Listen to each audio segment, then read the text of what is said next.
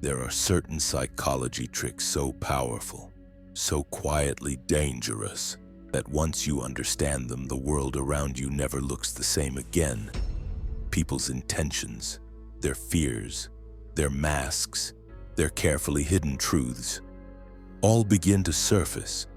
Some use these tactics to manipulate, some to lead, some simply to survive, and learning them feels almost illegal.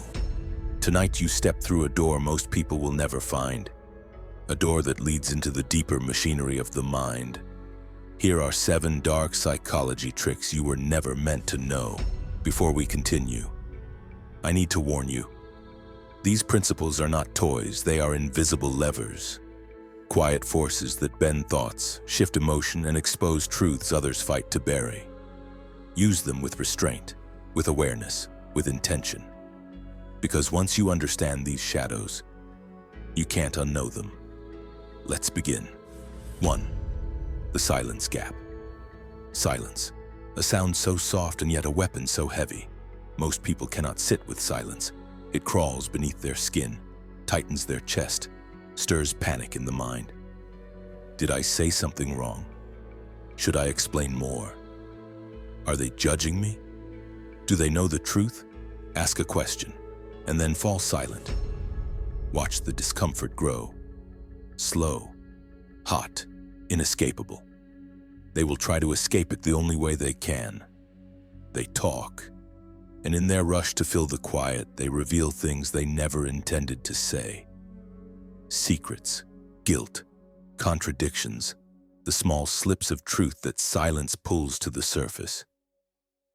The less you speak, the more they reveal.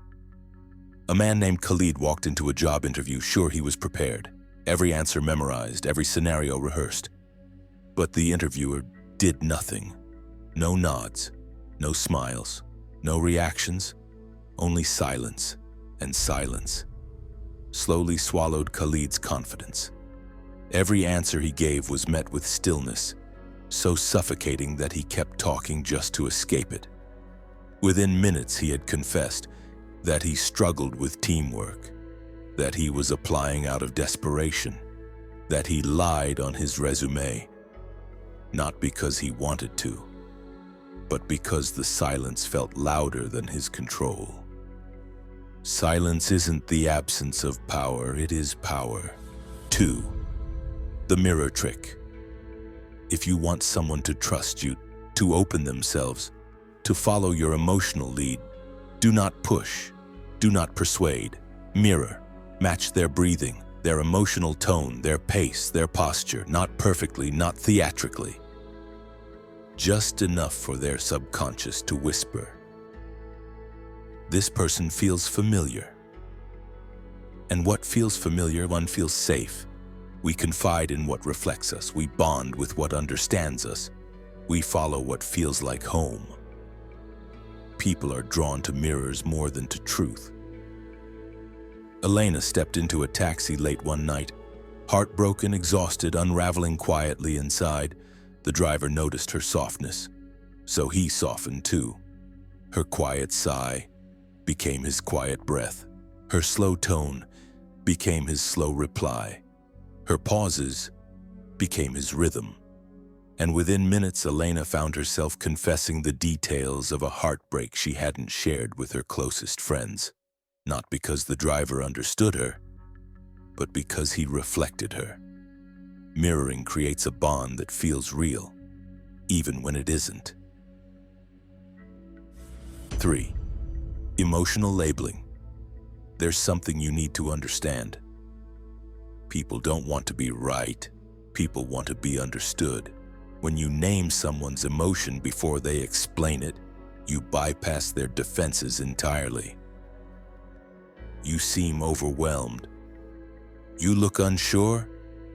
You sound frustrated.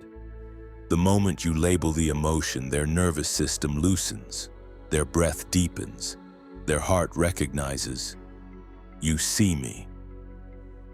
And the person who makes someone feel seen gains influence over what they feel next. Therapists use this, negotiators use this, manipulators use this, because once you name the emotion, you control the direction it moves. Aisha and Omar were arguing. He was yelling, defensive, wounded, refusing to soften. But she didn't match his fire. Instead, in a low, calm voice, she said, "Omar, you're not angry. You're scared I'm drifting away." His rage collapsed. His voice cracked. He sank beside her, silent. The fight didn't end because she was correct. It ended because she named the emotion he was running from. Sometimes the fastest way to soften a heart is to give it a name. 4. The reverse yes. If you want someone to agree with you, don't push them toward yes, push them toward their ego. You probably won't like this idea. You might disagree with what I'm about to say. You likely aren't open to this. The ego rebels instantly. It hates limits, it hates assumptions, it hates being underestimated, so they respond with, "No, I am open. Go ahead, tell me. I don't disagree." In trying to prove you wrong, they step into agreement. You didn't force the yes, you guided them into choosing it. A man walked into a dealership curious about a car he had no intention of buying. The salesman looked at him and said, "You probably won't want this one. Most people say it's too powerful for their lifestyle." Too powerful. For me, that thought lit a fire in the man's ego. Minutes later, he bought the car, not because he needed it, but because the reverse yes turned resistance into desire. He proved the salesman wrong by doing exactly what the salesman wanted. 5. The paused revelation. A pause is not hesitation. A pause is a trap. Before you reveal something important, stop. Let silence thicken the air. Let tension collect in the room. Let the human mind lean forward in anticipation. People fill silence with imagination, and imagination is louder than any words you could speak. A pause gives weight to truth. It slows time. It makes simple sentences land with the force of revelation. Speakers, manipulators, leaders, even villains use this without fail, because a well-crafted pause turns honesty into impact. A father noticed his teenage son growing quieter, distant, withdrawing into a shell night after night. One evening he said gently, "There's something you're hiding, isn't there?" And then he said nothing else. No pressure, no anger, no judgment, just silence. A silence that wrapped around the boy and forced the truth to surface.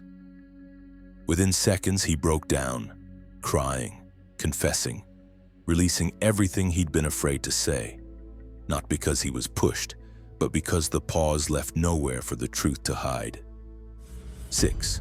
The half confession. If you want someone to open up, don't expose your deepest secrets. Expose something small, soft, safe, a harmless flaw, a gentle truth. I overthink things sometimes. I get insecure around confident people. I pretend I'm okay when I'm not. This triggers reciprocity, a biological instinct that compels them to match your vulnerability. Except their confession will always be deeper, more vulnerable, more revealing. Manipulators understand this. They pretend to open up, but only reveal things that cost them nothing. Meanwhile, the other person pours out their soul. Everyone trusted Lily. Everyone opened up to her. Everyone told her their secrets before they meant to. And yet, she never shared more than one simple line. "I get socially anxious meeting new people." That single confession, so safe, so relatable, made others feel invited to reveal everything. People called her trustworthy.